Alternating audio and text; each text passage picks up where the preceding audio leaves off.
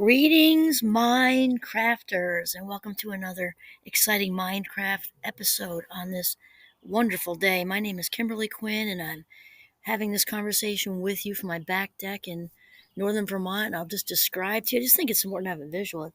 It's overcast today, and temp is good. We had a little bit of drizzle, but I like these days because um, they actually it's kind of metaphorical for what we're talking about today, really, because it's contrast. If we didn't have these kind of cloudy, overcast days, which to me are very pensive and contemplative, then the bright, sunny bluebirds wouldn't be as meaningful and exhilarating, right? So it's all good, really. And so today I want to talk about this sort of the connection between failure and shame and the importance of letting go of the shame that we've sort of hung on to from past quote unquote mistakes. And the reason I'm saying that, and I got to give a shout out to Wayne Dyer, whom is just one of the greatest thinkers ever. And just he was such on a mission for, you know, uh, self love and self reliance and inner peace and all that good stuff that he's just amazing. And he left such a legacy. So anyway, Wayne often talked about failure not existing, really, when you think about it, because it's just, and I know it's a word that really, well, none of us like it, but really frightens young adults, especially, at least for my own students. I hear it a lot. And of course, I run clubs at Champlain and such too. And they talk a lot about being, afraid of not meeting expectations. And, you hear the word fear or synonyms for fear a lot when they talk. And really, I like how Wayne kind of finds the anecdote for that, because really there is no such thing, because we're just people, human beings, imperfect human beings, moving around on this earth, thinking certain ways, which lead to feelings, which lead to behaviors, and those behaviors produce results. Now, whether they are in our favor necessarily in that minute, maybe not, and they're moving us in different directions, but in the end, it's all kind of meant to happen because it points us in new and different directions. So that's kind of what I want to talk about today. So when we look back, we would probably not say or do the same things we did back then. In a fabulous 58, I think of my college years, I think of my 20s, and when I had a great time, because I've always really kind of grabbed life by the ass, as they say, though I certainly made plenty of mistakes with money. I was wrestling with the impulsivity related to my fast-mindedness that some people choose to call ADHD, not me. I was really kind of, kind of in that for a while. Definitely most of my mistakes made, financially, just very impulsive. And now when I look back at 58, decades after I got a grip on things, I'm still a work in progress for sure, but I really gotten a handle on that.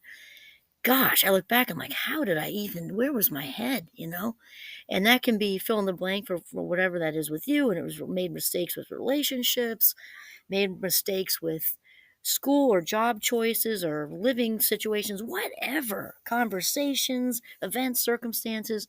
Most of us with our now, more advanced selves, when we look back to, teenagehood, 20s, and it might be way later. People struggle with addiction, and that doesn't have to have an age related to it. Addiction, it is an equal opportunity employer that can grab hold at any time. And there can be a lot of shame around that for people, actually, because it might be in the 30s, 40s, 50s, or later, wondering, like, why can't I get a grip? Just why can't I get a grip? And so it's really important to um, realize that just whatever happened way back when, to let it go, let it all go, release the shame from your past and free that energy up to fulfill your destiny. And we are certainly not having this conversation today about not taking accountability. No, no way. And authentic people are also integrity based, right? Because it's all part of it. Being tapped in, tuned in, turned on, as Abraham Hicks would say, with our authentic self is, being connected to, the universe, God energy, source energy, creator of all things, higher power energy. So we're not saying not to take accountability. We're saying, okay, I frigged up. And in the 12-step programs, actually, I'm thinking of that right now because I spent some time as a child around AA for a family member in recovery, and we were only invited. Actually, my sister is almost 6 years younger. I'm not sure how many of those she went to, maybe a few. I went also for the cake. Part of it wasn't deep. I went to be supportive, and we didn't have a lot of sugar in our house ever. And those big, huge sheet cakes with the radioactive frosting, especially if you scored the corner piece, man, that was like 12-year-old heaven. So anyway, so I do remember though, even at my young age, I was around like 12, 13, 14. I went to some of the anniversaries, and I remember even at that young age how cool the talks were. And my memory is just how authentic they were, like Velveteen Rabbits. If you've ever read that children's book, it's great. Just no ego left, just purely authentic people. And most, if not all, of course, I don't remember all those talks anymore, but I do remember the feeling I had, and that most of them, when they were reflected upon with incredible strength and vulnerability and honesty, how grateful they were for what happened, not wanting to relive it necessarily, but grateful for the growth that came out of all that. Because the truth is, whether you're in recovery from addiction or recovery for, something else, we're all in recovery from something when you get to your 50s, because that's just how it is. You've been around the block a few times. Stuff's happened that we have had to heal from, and it's so important to realize that we needed, at least for me, I'll talk for myself. I know that I needed to go through what I went through to get where I am now. As most of you know, the backstory I grew up in a very addicted household with a lot of mental illness, and inclusive of narcissism, which is the toxic of the toxic of the toxic, and just a lot of chaos and turbulence and violence, actually, too. And not that I want to relive it. I do know that all of that, for a while there, I was kind of living out of my car and staying with different people. My rooftop friend actually eventually got a couch for me when I came back from St. Mike's. I mean, just so loving and kind. And other people at St. Mike's, I stayed with them, and I stayed overnight in my car at a few times. And so, I mean, I really get it, and all that stuff makes you more empathetic. And when it's a tough sell when you're in it, right? But when you look back, life really does happen for us, not to us. It happens for us, not to us, because without all of that, mistreatment and abuse, definitely just flat out neglect and also abuse.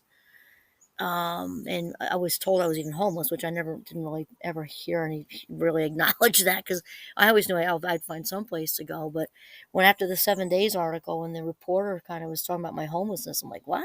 Back up there, buddy. And he was so wonderfully kind. He was amazing interviewing me with just such empathy and compassion. And really, wow, he was just phenomenal. But I had never thought of myself as homeless, but well, I guess I was. If you define it by not having someplace solid to live and moving around and couch hopping and stuff. But all of that time of my life, I had no idea then, of course, it was going to lead to all this growth and all this spirituality. And because of all the angels in my life and all these good people, my chosen family, who I sought out, again, not knowing when I was a teenager and younger, seeking out these good people, my rooftop friend and her mother, and, my whole St. Mike's crew, and that it all was meant to happen. And it so really, when we are stuck in that in the time, we often measure ourselves against other people, and when we've gone through different things and made quote unquote mistakes, which again don't really exist, because without that contrast we don't grow, right? And so you can label it whatever you want to, but I think when we delete the word failure, just because there's such a stigma attached to it, the mistakes, or call it what you want, but really it's not about measuring us up against other people, but we often do that, right? Like, how come I'm not farther along with my job? How come I don't have a partner yet? Especially the folks who may have struggled with it, with addiction, and feel like they lost, technically, quote unquote, lost 10 years. No, all that was all worth something, as painful as it was. And or other things that aren't addiction, and we might feel that way too. But it's not about measuring ourselves against others. It's about, again, jobs, relationship, lifestyle, and how come I can't go on vacations. It's about not being better than other people, but being the best version of ourselves. That's really what we're talking about.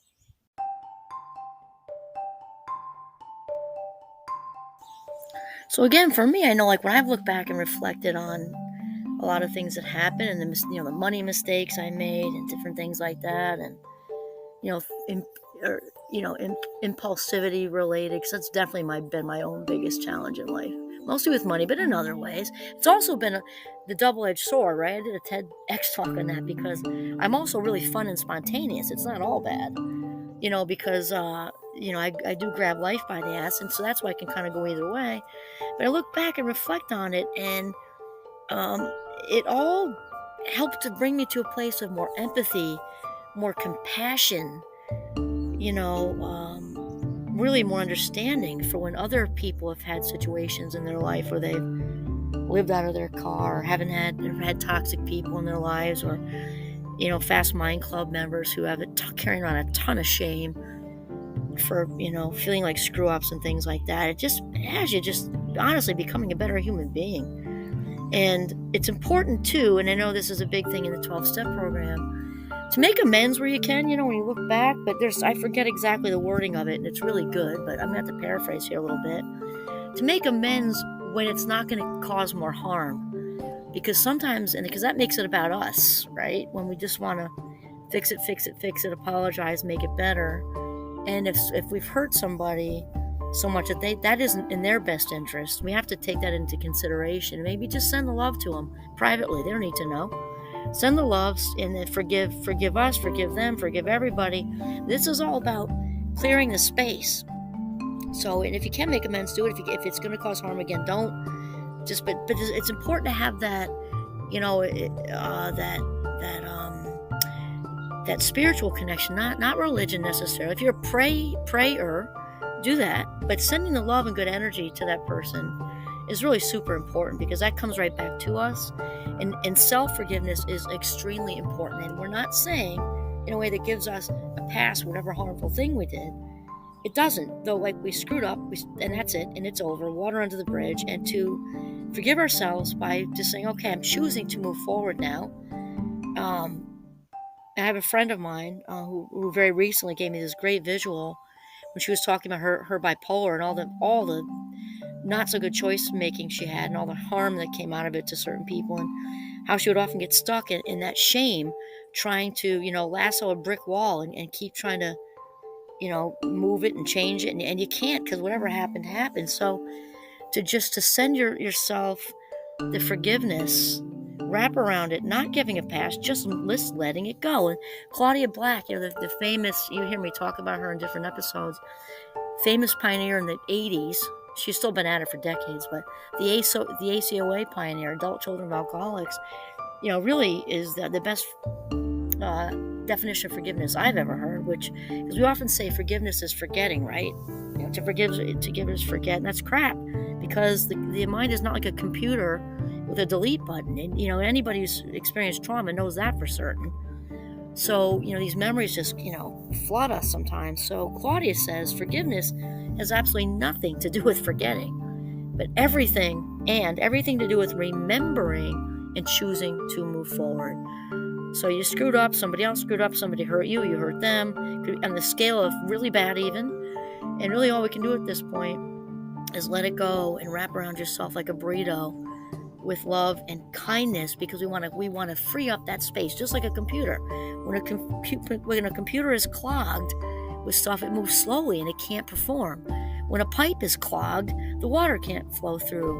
And so if we're going to fulfill our authentic purpose, our destiny, that one thing on this earth we were meant to do, which also is a gift that keeps on giving, because when we are on our authentic path, whatever we're doing is benefiting other people, because that's how authenticity works, right? Because we're directly in tune with our divine connection. So freeing up that space benefits us and other people.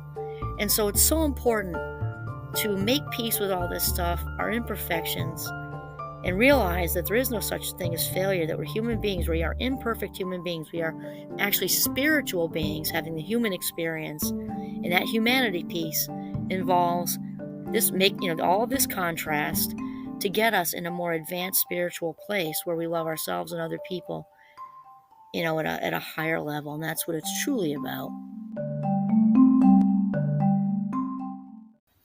So again, for me, eventually, we come to the realization, and I definitely have at a fabulous 58 and a while ago. It's a process, right? Like anything in life, it's not usually just like, well, hallelujah. Sometimes it can be. But usually it's a progress, and that hallelujah moment happens, that aha moment. But though usually it happens after a lot of internal conversation and processing that leads to that aha moment, with intervention from other people often, right? And so, eventually, I know I came to the realization that I needed to go through all that stuff to get to this higher place. Again, more empathetic, more compassionate, more love for myself, and I'm now better able to love other people, less judgmental,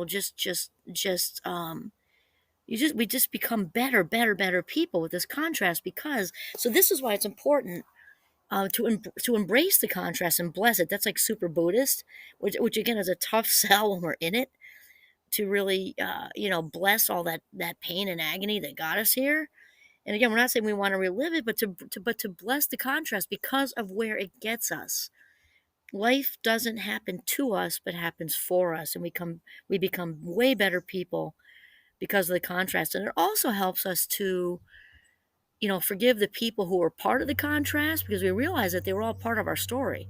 It doesn't give them a pass either, but without the this and the that and the that and the this and all the hurt and pain along the way from other human beings interacting with us, we wouldn't be where we are. So really, they're all kind of characters on the stage. And when we realize that, it can help us to, again, we're not saying to not that anybody gets a pass. It just helps us to look at it from a little different perspective, where it's all really, in the end, it's about helping us to move along, move forward, to live the best, highest version of who we are meant to be. And that's it.